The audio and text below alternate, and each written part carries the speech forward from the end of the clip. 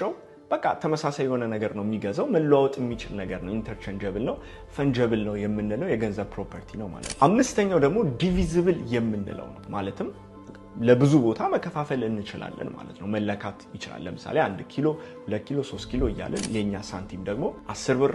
5 ብር 1 ብር እያልን እንደምንከፋፍለው ማለት ነው እነዚህ ፕሮፐርቲዎች በተወሰነ ያላቸው ማንኛውም ቁሶች በዚህ ስቴጅ ላይ someone else እንደ ገንዘብ ተጠቅሟቸዋል ተብሎ ይታሰብ ነበር አንዳንድ ቦታ የስቀንዶች ሊሆን ይችላሉ አንዳንድ ቦታ ጨው ሊሆን ይችላል አንዳንድ ቦታ ደግሞ precious ሜታሎች ሊኖሩ ይችላሉ ለምሳሌ ወርቅ ሲልቨር እነዚህ ወርቅና ሲልቨር ደግሞ ምንድናቸው just ገበያ መውጣት ስትፈልጉ ያንን ወርቅ ወይም ያንን ሲልቨር ይዛችሁ ትሄዱና ገበያው ጋር ዛው ይለካላችሁና ኦኬ ይሄን ያህል ያወጣል ተብሎ ኦኬ ይሄን ያህል መውሰድ ትችላለህ ተብሎ ተመዝኖ ነው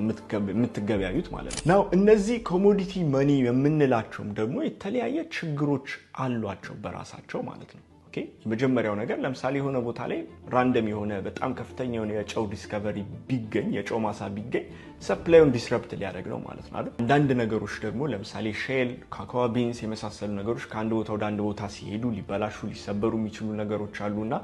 ብዙ አማውንት ማዘዋወር ትንሽ ከባድ ነበሩ አንዳንድ ኮሞዲቲ መኒዎች ማለት ነው ከዛ ባሻገር ደግሞ በዚህ ስቴጅ ላይ ስንገበያይበት የነበሩት ወርቅና ሲልቨሮች ላይክ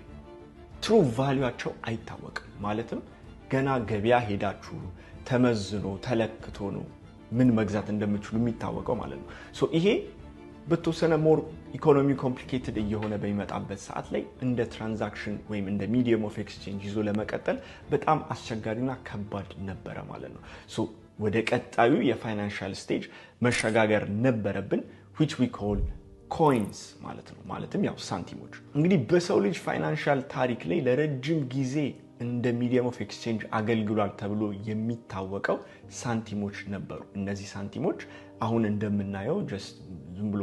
ቺፕ ሜታሎች ሳይሆኑ ጎልድ እና ሲልቨር ሳንቲሞች ነበሩ ማለት ነው እነዚህ ሳንቲሞች በጣም ለረጅም ጊዜ የሰው ልጅን ትራንዛክት በማድረግ በጣም ከፍተኛ የሆነ ሮል ነበራቸው ቤዚካሊ በአንድ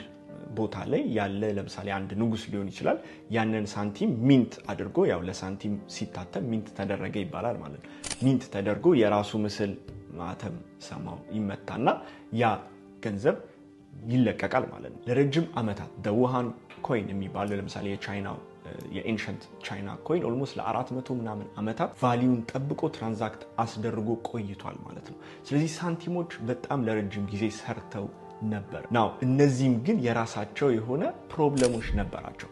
አንደኛው እነዚህ ሳንቲሞች ኤጅ አልነበራቸውም አሁን ለምሳሌ አጠገባችሁ 50 ሳንቲም or 25 ሳንቲም ምናምን ካላችሁ ካስተዋላችሁ ጠርዝ ላይ የሆነች የሚሻከር ኤጅ ነገር አላታል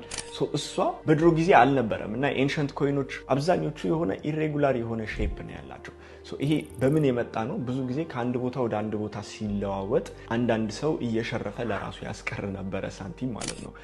ማለትም የተወሰነች ወርቅ ሸረፍ ተደርጎ ይቀመጣል ብርም ሲሆን ላይክ ትንሽ እየተሸረፈ ከሰው ወደ ሰው ሲሄድ እንደዛ አይነት የሚሰራ ነገሮች ነበሩ ማለት ነው ኢንፋክት ኢቭን እሱ ብቻም ደግሞ ሳይሆን አንዳንድ ቦታዎች ላይ ታክስ የሚከፈለው የአለውን ሳንቲም 1/8 በመሸረፍ ነበረ ማለት ነው ይሄ ኦብቪየስሊ እመጣበታለሁ የተለያዩ ችግሮች አሉት then ከዚህ በላይ ደግሞ ያመጣው ችግር የነዛ ሳንቲሞች ኢሹ የሚደረጉት በክራውን ወይም በነገስታቱ ነበር ኦኬ እነዚህ ነገስታቶች በጣም ኤክስፔንሲቭ የሆነ ነገሮችን ለመገንባት ለምሳሌ ካስሎች ሊሆን ይችላሉ ወይም ደግሞ ከሆነ ቦታ ላይ ራሳቸውን ዲፌንድ ለማድረግም ሊሆን ይችላል ግዛታቸውንም ለማስፋፋት ጦርነት ለመክፈት ሲያስቡ ከፍተኛ የሆነ ገንዘብ ያስፈልጋቸዋል ማለት ነው ያንን ለማድረግ ብዙ ሳንቲም ማውጣት መቻል አለባቸው አሁን the only problem ምንድነው ያላቸው የወርቅ መጠን ትንሽ አነስ ይያለ ተቸገሩ